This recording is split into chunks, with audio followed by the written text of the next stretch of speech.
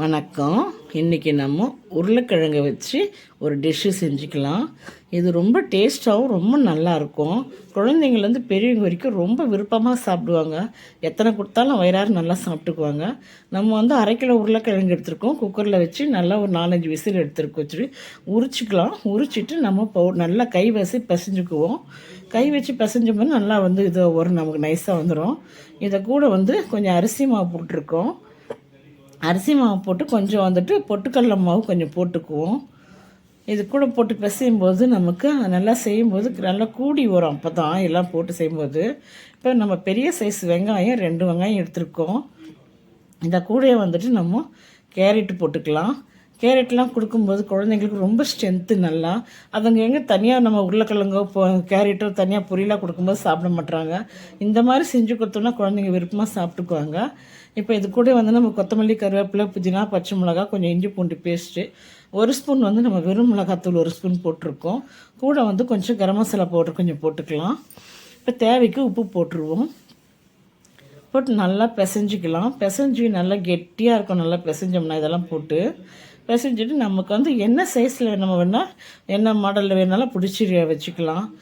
நம்ம உருட்டி போண்டா மாதிரியும் போடலாம். இல்லை ஸ்டிக்கு மாதிரி நீட்டாக ஸ்டிக்கு மாதிரியும் பண்ணி போடலாம்.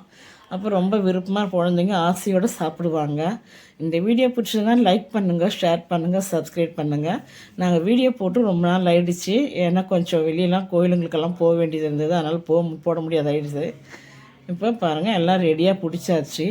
நம்ம எண்ணெய் காஞ்சிக்கிட்டு இருக்குது. நம்ம போட்டுக்குவோம் எண்ணெயில்.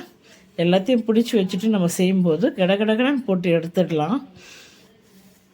இது வந்துட்டு நம்ம வந்துட்டு ப்ரெட்டு தூள் பண்ணி வச்சுருக்கோம். கார்ன்ஃப்ளவர் மாவு வந்து கரைச்சி வச்சுருக்கோம் கெட்டிமாக. இந்த கார்ன்ஃப்ளவர் மாவில் போட்டு எடுத்து நம்ம ப்ரெட்டில் எடுத்து உருட்டிட்டு நம்ம எண்ணெயில் போட்டு பொரிச்சோம்னா ரொம்ப கிறிஸ்பியாக ரொம்ப நல்லாயிருக்கும். ஏன்னா நம்ம உள்ளுக்கும் நம்ம பொட்டுக்கடலை மாவும் அரிசி மாவு போட்டிருக்கோம். மேலுக்கும் இந்த ப்ரெட்டு தூள் போடும்போது ரொம்ப நல்லா முறுமுறுன்னு இருக்கும் சாப்பிட்றதுக்கு. அதுக்கு தொட்டுக்கிறதுக்கு வந்து நம்ம வந்துட்டு தக்காளி சாஸ் நம்ம ஒரு முறை ரெடி பண்ணோம். அதே மாதிரி தான் நம்ம இது மாதிரி ரெடி பண்ணி வச்சுட்டு நம்ம செஞ்சு தொட்டு சாப்பிட்டோம்னா நம்ம கடையில் வாங்க வேண்டியதே கிடையாது. நம்ம வீட்டிலே செஞ்சுக்கலாம். ரொம்ப டேஸ்ட்டாகவும் இருக்கும்.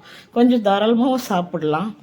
பாருங்கள் எண்ணெயில் போட்டு பொரிச்சு எடுத்தோன்னே எவ்வளோ பார்க்குறதுக்கே கலர்ஃபுல்லாக நல்லாயிருக்கு பாருங்கள். சாப்பிட்றதுக்கும் அவ்வளோ டேஸ்ட்டாக இருந்துச்சு. எல்லாருமே ரொம்ப விருப்பமாக சாப்பிட்டோம். எங்கள் பேர பிள்ளைங்களுக்கெல்லாம் ரொம்ப பிடிக்கும் இந்த மாதிரிலாம் செஞ்சு கொடுத்தா. பாருங்கள் எல்லாம் ரெடி ஆகிடுச்சு. வாங்க சாப்பிடலாம்.